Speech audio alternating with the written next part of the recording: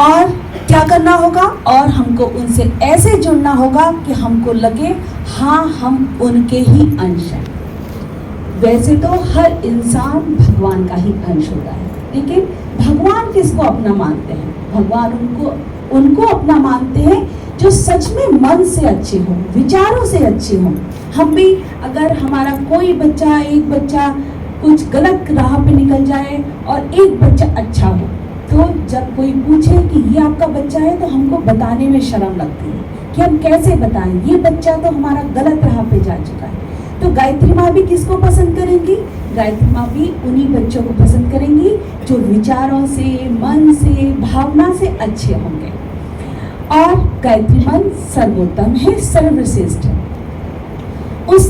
उसमें परब्रह्म का प्रभुत्व विराजमान है, शक्ति विराजमान है, आधिपत्य शामिल है।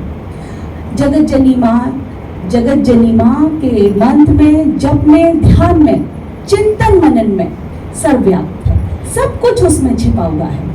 इस मंत्र में इतना सब कुछ भरा पड़ा है, इतने अनुदान, इतने आशीर्वाद भरे पड़े हैं कि हमें बस लेना आना चाहिए। हमें लेने के लिए सुपात्रता आनी चाहिए। उनके पास तो बहुत कुछ है, भगवान को बहुत लगता है कि हमारे पास इतना सब कुछ है, हमारे बच्चे ऐसे हो कि हम उनकी झोली अपने अनुदानों से, आशीर्वादों से भर दें। सचमुच चाहते हैं। कोई भी भगवान नहीं चाहता, कोई भी गुरु नहीं चाहता कि हमारे बच्चे दुखी रहें। लेकिन दुखी कैसे रहते हैं? हम ही अपने कर्मों के कारण दुखी रहते हैं।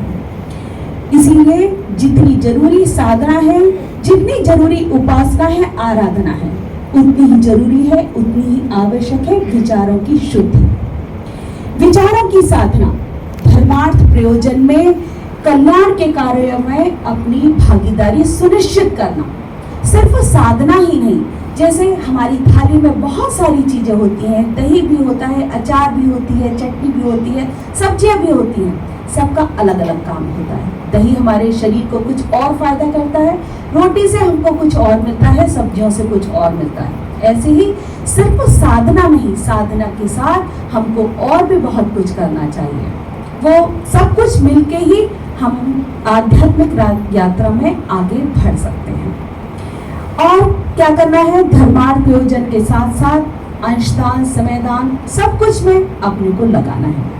परम पूज्य गुरुदेव ने जिस वेद मंत्र को हमारे लिए जागृत किया, सर्वसुलभ किया, उस गुरु के प्रति अपने कर्तव्यों का, अपने दायित्वों का अब हमको निर्वाह करना ही होगा। अपनी जिम्मेदारी अब हमको निभानी ही होगी। अब हम उनसे दूर नहीं जा सकते। गायत्री मंत्र।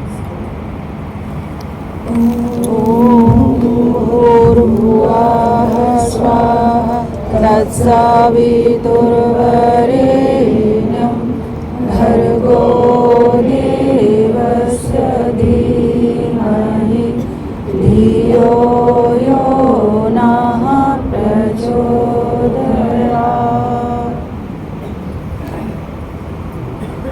परम पूज्य गुरुदेव जब एक दिन यहाँ पर गायत्री धूम में बैठे थे, कुछ कार्य कर रहे थे, पत्र लेखन कर रहे थे। पत्र लिखते लिखते उनको याद आया कि मुझे किसी से मिलने जाना है। परम पूज्य गुरुदेव टाइम के बहुत पाबंद थे। उन्होंने वहीं के वहीं पत्र छोड़ दिए। उसमें से आधे पत्र लिखे हुए थे और आधे पत्र लिखे हुए नहीं थे।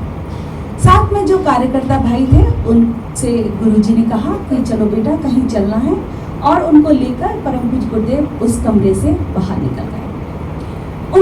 और थोड़ी देर बाद वह उन्हीं कार्यकर्ता भाई के साथ वापस आए। कमरे का उन्होंने ताला खोला, लेकिन उसमें जो कार्यकर्ता भाई साथ में गए थे, उन्होंने देखा कि जब मैं यहाँ से गया था तो दो तरह से पत्र रखे हुए थे। एक जगह लिखे हुए पत्र थे और एक जगह बिना लिखे हुए पत्र। लेकिन जब वो वापस आए तो उन्होंने देखा कि पूरे पत्र लिखे हुए हैं। तो उन्होंने गुरुदेव से पूछा कि गुरुदेव, जब हम यहाँ से गए थे, ताला भी आपने खोला है, चाबी भी आपके पास थी, ऐसा भी नहीं कि पीछे से कोई आया हो, फिर ये चमत्कार कैसे है? फिर ये क्या है कि मतलब पूरे पत्र कैसे लिख गए? आप तो मेरे साथ थे हर समय, फिर ये पत्र कैसे लिखे? तो परम पूज्य गुरुदेव ने कहा कि बेटा, ये अकेले एक शरीर से इतना बड़ा कार्य संभव नहीं है। मैं अगर चाहूँ एक शरीर से ये कार्य करूँ तो ये एक शरीर से कार्य कैसे संभव हो पाएगा। ये इतना बड़ा मिशन का कार्य है, मुझे सब बच्चों को आगे ले जाना है, तो ये कार्य एक शरीर से संभव नहीं है। एक शरीर तो मेरा हिमालय में तप करता है और दूसरा अन्य शरीर मेरे युग निर्माण के बड़े बड़े कार्य करते रहते हैं। और ये जो हमारा आपको कार्य दिखाई दे रहा है यह केवल 2%, ये केवल 2% कार्य है जो तुम बेटा देख रहे हो। तीसरे प्रतिशत का थोड़ा सा हिस्सा ही साधक स्तर के लोग जान सकते हैं, समझ सकते हैं, और 97% कार्य हमने अदृश्य स्तर पर ही पूरा किया है, पूरी दुनिया से छिपकर हमने किया है। तो ऐसे थे हमारे परम पूज्य गुरुदेव, उनकी साधना, ये साधना के ही चमत्कार होते हैं कि व्यक्ति कहां से कहां पहुंच जाता है। परम पूज्य गुरुदेव ने कहा आध्यात्म में पाना नहीं होता, लगाना होता है। जैसे गुरुदेव ने अपना पूरा जीवन लगा दिया। आध्यात्म में पाना नहीं होता, लगाना होता है। जितना हम लगाते हैं उतनी ही तेजी से हमारे पास वापस आता है। जैसे एक दीवार पर हम बॉल फेंकते हैं, अगर हम बॉल धीरे से फेंकते हैं तो वापस जब आती है तो वो भी धीरे से आती है, और जब हम तेज गति से कोई बॉल दीवार पर मारते हैं तो उतनी ही तेजी से आती है। तो उतना ही हम शरीर से, मन से, विचारों से दूसरों के काम आएंगे, भगवान के कार्यों में आएंगे, गुरुदेव के कार्यों में आएंगे, तो उतनी ही तेज गति से, उतनी ही तीव्रता से वह वापस हमारे पास आएगी। गुरुदेव ने इसीलिए कहा आध्यात्म में पाना नहीं होता, लगाना होता है। हमने देखा है कि बैंक ब्याज कब देती है? बैंक में पैसे पहले हमको जमा करने होते हैं। जब हम बैंक में पैसे जमा कर देते हैं तभी बैंक हमको ब्याज देती है। ऐसे ही कुछ नहीं होता। ऐसे ही हम खेतों में जितने ज्यादा बीज बोते हैं उतनी ही ज्यादा लहलहाती फसल हमको मिलती है। इसीलिए गुरुदेव ने कहा कि पहले आध्यात्म में हमको लगाना होता है, उसी से हमको वह वापस मिलता है। जिसके पास जो है उसको वही लगाना होगा। जिसके पास धन है वह धन लगाएगा, जिसके पास श्रम है वह श्रम लगाएगा, जिसके पास विचार है, प्रतिभा है, उसको वही ही लगाना होगा। जिसके पास साधन है वह साधन लगाएगा, और जिसके पास जो है उसको वही ही लगाना होगा। उसको ये नहीं कि मेरे पास ये नहीं है मैं ये कैसे लगाऊं, नहीं। भगवान ने हर एक इंसान को कुछ ना कुछ ऐसा जरूर दिया है कि वह परमार्थ के कार्यों में, दूसरों के भला करने में वह उसको लगा सकता है।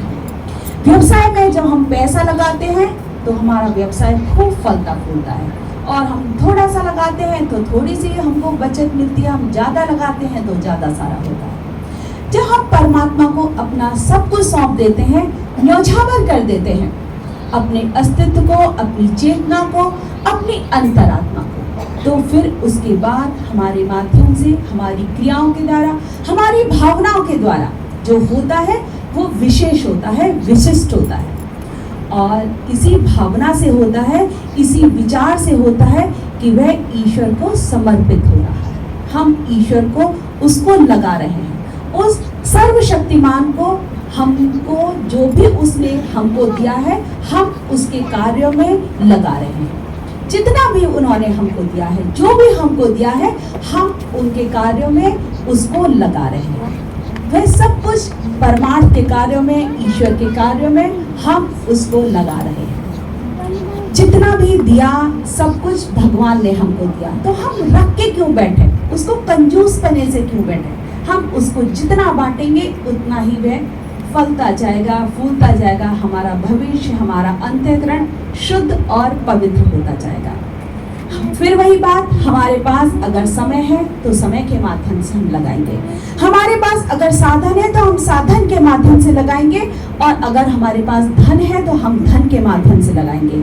अपनी क्षमता के अनुरूप उसे हम भगवान के कोष में जमा करेंगे। और ये भगवान का कोष कैसा है? यह भगवान का कोष ऐसा है कि इसमें हमारा पुण्य रूपी धन हमेशा सुरक्षित रहता है, उसे कोई भी नहीं ले सकता। उसमें न चोरी हो सकती है, न डकैती हो सकती है, और जो वहाँ के कर्मचारी हैं वो भी कोई भी इसमें गड़बड़ी बिल्कुल भी नहीं कर सकते। सामान्य व्यक्ति जब 9 दिन के अनुष्ठान की, जब उसके मन में विचार आता है कि हम 9 दिन का अनुष्ठान करेंगे, उससे पहले एक विचार आने लगता है। ये विचार आने लगता है कि भगवान हमारी ये मनोकामना पूरी कर दे, गायत्री माता हमारी ये मनोकामना पूरी कर दे, तो हम 9 दिन का अनुष्ठान करेंगे। और जब हमारा मनोकामना पूरी हो जाएगी, हमारी इच्छा पूरी हो जाएगी, तो हम भगवान को नारियल चढ़ाएंगे, भोग प्रसाद लगाएंगे। और अगर नहीं हुई तो भगवान से थोड़ी सी नाराजगी। और जब 1.25 लाख का व्यक्ति जब करते हैं कि अब की बार 1.25 लाख का अनुष्ठान करेंगे, तो फिर अपनी आवश्यकताओं की, अपनी इच्छाओं की, अपनी मनोकामनाओं की लिस्ट थोड़ी सी और लंबी हो जाएगी, क्योंकि अनुष्ठान बड़ा है। अब की बार 24,000 का नहीं है, अब की बार 1.25 लाख का अनुष्ठान है। तो जब लक्ष्य बड़ा है तो हमारी मनोकामना बड़ी, हमारी इच्छाएं बड़ी नहीं। परमार्थ में पहले लगाना होता है, प्रकृति को पहले देना होता है, तभी हमें प्रकृति, हमारे भगवान, हमारे गुरु हमको देते हैं। कई बार व्यक्ति को लगता है उसकी साधना फलीभूत नहीं हुई। बहुत बार लगता है कि हमने अनुष्ठान कर लिए, इतना सब कुछ कर लिया, लेकिन हम कुछ हो नहीं रहा। हमारे दुख वही के वही हैं, हमारा मन अभी भी बहुत परेशान है, हमारे जीवन में कुछ भी अच्छा नहीं हो रहा। लेकिन होता यह है कि हमारे पूर्व जन्म के कलुषित कर्म इतने अत्यधिक होते हैं कि वे हमारी सारी साधना, उपासना, सब कुछ उसको काटने छाटने में लग जाती है, खत्म हो जाती है उसको। लेकिन चूंकि हमको ये दिखता नहीं है, हमको पता नहीं होता, तो हमारी आस्था डगमगाने लगती है, हमारा मन दुखी होने लगता है कि हम क्या करें, कुछ हो ही नहीं रहा है। हम ऐसी साधना से दूर ही हो जाएं तो ठीक है, जब कुछ हो नहीं रहा है तो घर में खाएं पिए मौज करें, लेकिन नहीं। वही समय होता है हमारी परीक्षा का, जब ईश्वर हमारी परीक्षा लेना चाहते हैं कि हम भी देखें हमारे बच्चे कब तक टिके हुए हैं, हमारे भक्त कब तक टिके हुए हैं। क्योंकि हमको फिर भी नहीं पता कि हमारी साधना सचमुच लग रही है। भगवान, व्यक्ति का कोई भी कर्म ऐसा नहीं है जिसका फल उसको न मिलता हो, उसका फल उसको जरूर मिलता है। हमारे पुण्यों का, हमारी साधना का हर फल हमको मिलता है, बस वो कहाँ लग रहा है। क्या वो हमारे पूर्व जन्म के कलुषित कर्मों को काटने में खत्म हो रहा है या सिर्फ स्टोर हो रहा है, ये हमको नहीं पता होता। एक बड़ी अच्छी कथा है। एक व्यक्ति भगवान की बहुत पूजा करता था, बहुत साधना करता था, लगभग वह 20 साल से सिर्फ यही कर रहा था। लेकिन वह शारीरिक रूप से, मानसिक रूप से बहुत कष्ट में था, बहुत कष्ट में था। 20 साल बाद वह बहुत दुखी हो गया। उसने सोचा कि मैं इतना दिन रात मैं साधना करता हूँ, तपस्या करता हूँ, उसके बाद भी मैं लोगों की सेवा के लिए समय जरूर निकालता हूँ, कभी मैं कुष्ठ आश्रम जाता हूँ, मैं कहीं जाता हूँ, लेकिन मेरे कष्ट कम नहीं हो रहे हैं और बढ़ते ही जा रहे हैं, मैं क्या करूँ। उनकी आस्था डोल गई और उन्होंने यह किया कि अब मैं ये सब जो भी पूजा की सामग्री है, जितनी हमारी तस्वीरें हैं, मैं इनको ले जाता हूँ, अब मुझसे पूजा नहीं होगी। और वे जाकर उन्होंने सोचा कि इनको जमुना जी में जाकर विसर्जित कर देता। वे जब वहाँ पे गए, दुखी मन से जब विसर्जित करने लगे, तो एक महात्मा पास में खड़े थे। उन्होंने कहा, उनको समझ में आ गया देखकर कि ये व्यक्ति दुखी है, कुछ परेशान है। तो उन्होंने कहा कि बेटा ऐसा करो, थोड़ी देर, सिर्फ आधा घंटे के लिए ये अपना कार्य यहीं पे रोक दो और मेरे साथ जाकर मेरी थोड़ी सी बात सुन लो। स्वामी जी उनको अपने साथ ले गए और उनका हाथ पकड़ के थोड़ी देर में उन्होंने आंखें बंद की और उनसे कहा कि जो मैं अब तुमसे कहने जा रहा हूँ, हो सकता है कि तुमको उस पर विश्वास ना, लेकिन मैं चाहता हूँ कि तुम उसको ध्यान से सुनो। उन्होंने कहा कि मुझे पता है तुम बहुत कष्ट में हो, तुम्हारे शरीर का हर अंग बहुत दुखता है, तुम महीने में लगभग 20 दिन न खाना खा पाते हो और पानी भी बहुत मुश्किल से पी पाते हो। मुझे पता है कि तुम्हारे शरीर से जगह जगह चोट लग जाती है, खून बहने लगता है, मुझे सब कुछ पता है, लेकिन मैं तुमको बताता हूँ कि इसका कारण क्या है। इसका कारण यह है कि तुम पिछले जन्म में एक कसाई थे और बकरे मुर्गे काट काट के बेचा करते थे, यह उसी का फल है। लेकिन तुमने क्या किया, तुमने यह किया कि तुमने 10 साल तक, सिर्फ 10 साल तक एक कसाई का काम किया। तुमने ऐसे जानवरों को काट काट कर बेचा। तुमको याद नहीं कि वे जो मुर्गे हुआ करते थे तुम्हारी दुकान के आगे एक पिंजरे में वो पूरे पूरे जन कितने दिन, हफ्तों महीनों गर्मी धूप में बाहर जाल में रहते थे। जो 100 मुर्गों का जाल था उसमें तुम 500 मुर्गों को भर दिया करते थे। ना उनको पानी मिलता था, ना दाना मिलता था। वे तड़पते रहते थे, पानी के लिए तड़पते रहते थे, भोजन के लिए तड़पते रहते थे। और 10 साल तुमने यह कार्य करने के बाद तुम्हारा मन बदल गया, और उस मन बदलने के बाद तुमने फिर से तुम धर्म आध्यात्म की राह में चलते रहे। इसीलिए तुमने जो आगे का जो अच्छा रास्ता सुना, इसीलिए तुमको इस जन्म में फिर भी कम कष्ट भुगतना पड़ रहा है। अगर उसके बाद भी अगर तुम चेतते नहीं, अगर तुम्हारी अंतरात्मा ध्यान नहीं दे, तुम अपने अंतरात्मा को जागृत नहीं करते, तो इस जन्म में तुम्हारी और बहुत बुरी स्थिति होती। तुम्हारा शरीर का कोई अंग ऐसा ना होता जहाँ टूट फूट ना हो रखी होती। तुम्हारे पैर कट चुके होते, तुम्हारे हाथ कट चुके होते, जैसे तुम मुर्गों के काटते थे, जैसे तुम बकरों के काटा करते थे। लेकिन चूंकि तुमने 10 साल में गलत कार्य किया, तो 20 साल तुमने वही कष्ट भुगता है, और कम कष्ट भुगता है क्योंकि तुम आगे से सुधर गए थे। इसीलिए अब यहाँ से चूंकि तुमने 10 साल की जगह 20 साल तुमने वो कष्ट भुगत दिया है, इसीलिए अब आगे का जीवन तुम्हारा बहुत अच्छा रहेगा। इसीलिए मेरी तुमसे ये प्रार्थना है कि तुम अपनी यह दिनचर्या को आगे भी ऐसे ही बढ़ाते रहो। तुम वही अपना जप तप, लोगों की सहायता, लोगों का ध्यान रखना, यही कराते रहो। उनको जब पता चला उस व्यक्ति को, तो उसका मन बहुत दुखी हुआ कि मैं पिछले जन्म में मैंने इतने गलत कार्य किए, तो अच्छा हुआ भगवान ने मुझे ये दंड दिया, अच्छा हुआ भगवान ने मुझे इतना कष्ट दिया। और उसके बाद उन्होंने अपना आगे का जीवन बहुत अच्छे से उन्हीं धर्म कार्यों में वह लगाते हैं। तो भगवान का कोई भी हम जब कार्य करते हैं, हम चाहे अच्छा करें चाहे बुरा करें, हमको उसका फल जरूर मिलता है। जैसे कई जगह हम लोगों ने देखा है कि कई जगह लिखा होता है कि आप लोग कैमरे की नज़र में हैं, कहीं कहीं लिखा होता है कि कैमरा आपको देख रहा है, आप कैमरे की नज़र से बच सकते हैं लेकिन भगवान की नज़र से नहीं बच सकते। हम क्या सोचते हैं कि हम जब अच्छे कार्य करें तो भगवान देखे कि हमने आज 4 माला किए, तो भगवान वो नोट कर ले कि आज हमने क्या क्या किया है। और जब हम गलत काम करते हैं तो हम सोचते हैं कि नहीं, भगवान तो यहाँ है नहीं, इसलिए भगवान हमको देख नहीं रहा। लेकिन भगवान सब जगह से हमको देख रहा होता है, उनके रजिस्टर में सब कुछ लिखा होता है। हमारे गलत कार्य भी लिखे होते हैं, हमारे अच्छे कार्य भी लिखे होते हैं। इसीलिए व्यक्ति को ये सोचना चाहिए कि हर वक्त भगवान का कैमरा चालू है, वो कभी भी बंद नहीं होता है, वो 24 घंटे हमको देख रहा है, हमारे अच्छे कार्यों को भी देख रहा है, हमारे बुरे कार्यों को देख रहा है। भगवान की यह कटाई छटाई हमको बस दिखती नहीं है, भगवान की कटाई छटाई हमको दिख नहीं रही है कि भगवान जो हमको कष्ट देके हमारे अंदर से क्या साफ सुथरा करना चाह रहा है, ये हमको दिखता नहीं है। गुरुदेव कहते हैं माँ गायत्री अपने पास कुछ भी नहीं रखती हैं, आपके सत्कर्मों का हर फल व्यक्ति तक जरूर पहुँचाती है। ऐसा कुछ भी नहीं है कि वो आपकी साधना, हमारी साधना अपने पास रख लें, नहीं, वह उसको दुगना कर कर हर व्यक्ति के पास तक पहुँचाती है।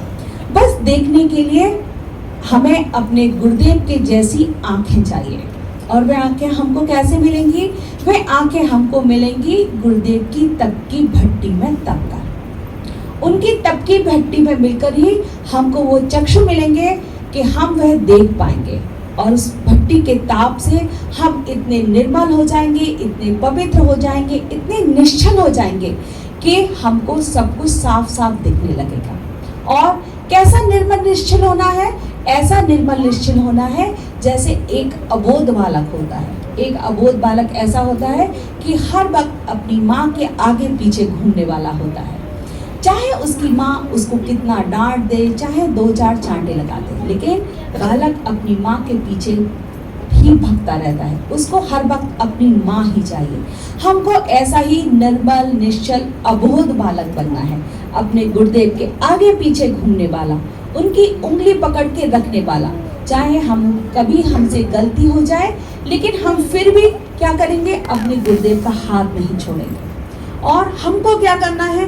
हमको हमको ये करना है कि हमको ऐसा बनना है कि हमसे चाहे गुरुदेव की उंगली की थोड़ी सी पकड़ ढीली पड़ जाए, लेकिन हमको ऐसा बनना है कि गुरुदेव हमको ना छोड़ पाए, गायत्री माता हमको ना छोड़ पाए। वो सोचेंगे नहीं, ये शिष्य मुझसे दूर नहीं जाना चाहिए, ये बच्चा मुझसे दूर नहीं जाना चाहिए, ये तो मुझको अपने पास ही चाहिए। हमको ऐसा निश्चल बनना है।